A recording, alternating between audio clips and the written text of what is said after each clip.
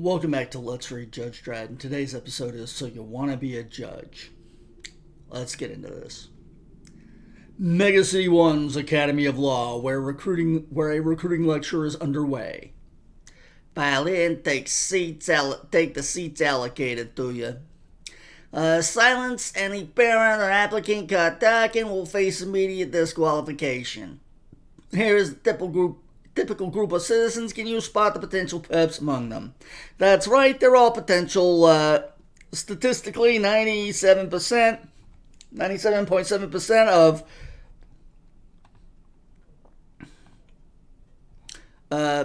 citizens commit at least one indictable offense every year. To the police, this vast seething mass of criminal tendencies is to police this vast seething mass of criminal tendencies, our justice system has evolved. My name is Muley, pre-cadet supervisor, and I'll be showing you a short education film before distributing application forms. This is Mega City 1, home of over 420 million people, each one a potential perpetrator of a criminal act or a perp. I guess I didn't realize that was a double panel, and I should have read that first. Moving right along.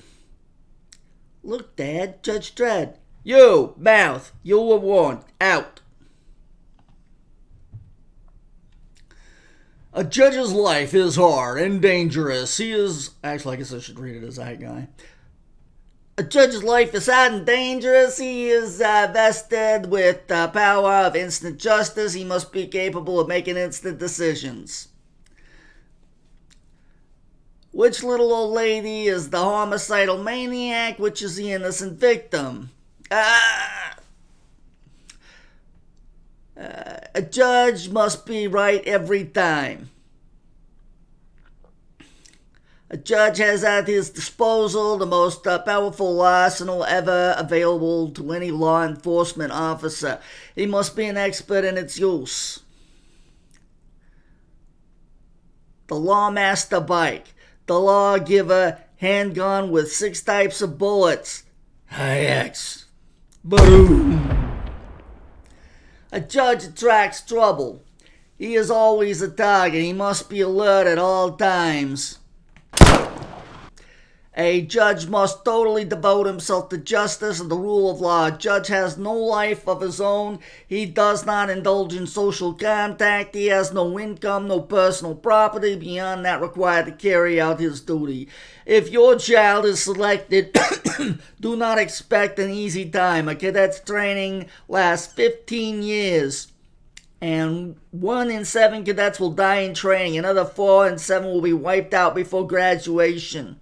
In the unlikely event that your child eventually does earn the full Eagle badge, expect no favors. Family loyalty is actively discouraged. There will be no dutiful son or daughter to look after you in your old age. To them, you will no longer be parents but potential perps. If after what you have heard you decide you want to be made, you have made the mistake in coming here that your child is not up to the rigorous standards demanded, you may leave now upon payment of a 100 credit fine at the door. Oh dear, perhaps we ought to think again. Come on, Tina. But Dad, I want to be a ruthless killing machine. Shut up. It's not that Jimmy couldn't do it, you understand, but he's a very sensitive boy. He needs his mother. Not interested. Move along.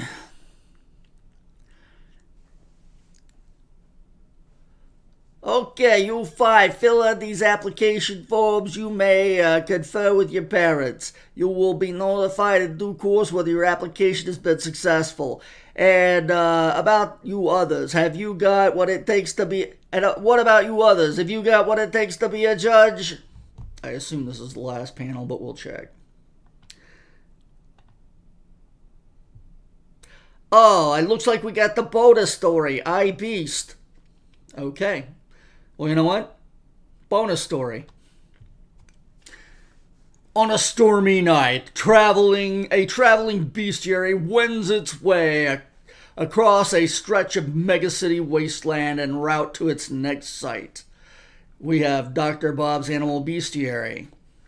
Dr. Bob, hold it, we got trouble. Cage door must have sprung when we hit that bump. Oh my God, the beast is loose. Judge Dredd on patrol. He stops to check out the scattered groups of down and outs who have come to inhabit this bombed out wilderness. IDs? Dang. Why can't you leave us alone? But this is still Megacity 1 and the law must be obeyed. Control, got 3 vagrants. No identification, awaiting pickup. Hitch 'em up, Todd. Busy night. Could be an hour before the fag wag gets there.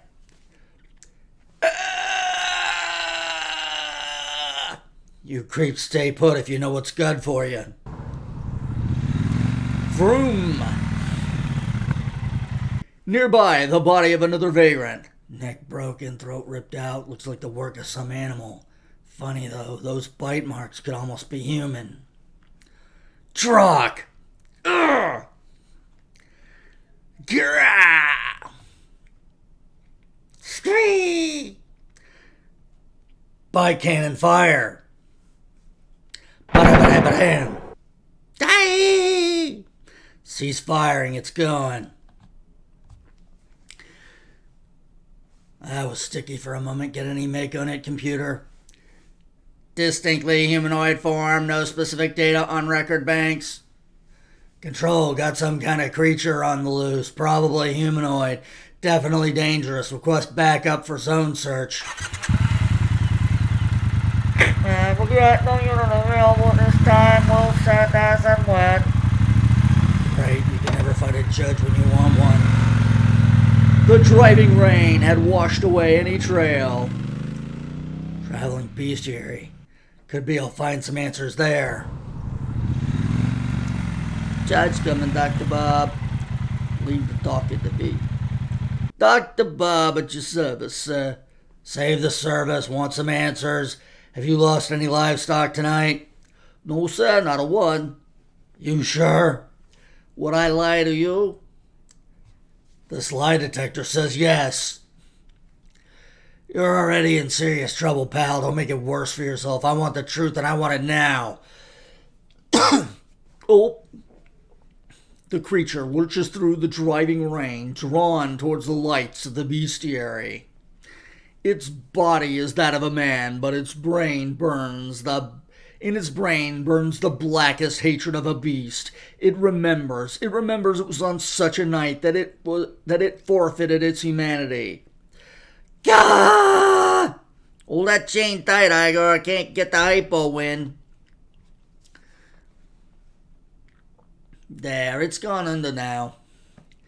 The curly dragon is one of the most savage creatures in the galaxy, Igor, and it's totally untamable. A beast driven by insatiable lust for blood. But there has one other interesting quality. Its brain. Its brain?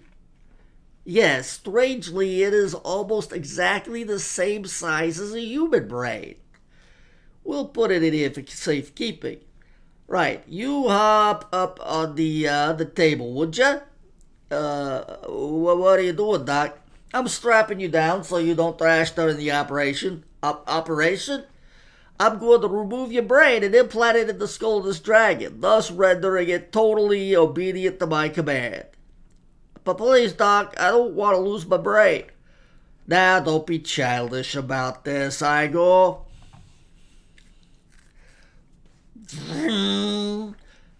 Besides, don't think of it as losing a brain. Think of it as gaining a nice new body. Let me get this straight. You put your assistant's brain into the dragon's body? Yes, very successfully too. Igor, come and meet the judge. Please meet the judge. Little trouble with the speech, but we're working on it, aren't we, Igor? If Igor didn't do the killing, then Oh, well, you see, I had the dragon spray left over in Igor's body. Truck, you're telling me that that's a man out there with the brain of a Carillion dragon? He had called it Man-Beast. It had become an even bigger attraction than the Carillion dragon itself. Gah! Ska! A sick parody of a human being a sick parody of a human being that lusted only after blood. He'd like to tear us all to pieces. Now he was free, and the bestiary had drawn him back to seek revenge. Iso cubes or psycho cubes. I'm not sure which, creep, but you're going away for a long time. Never! One more step, and it's knee popping time. Oh no! Drop the beast! Aye! Blam!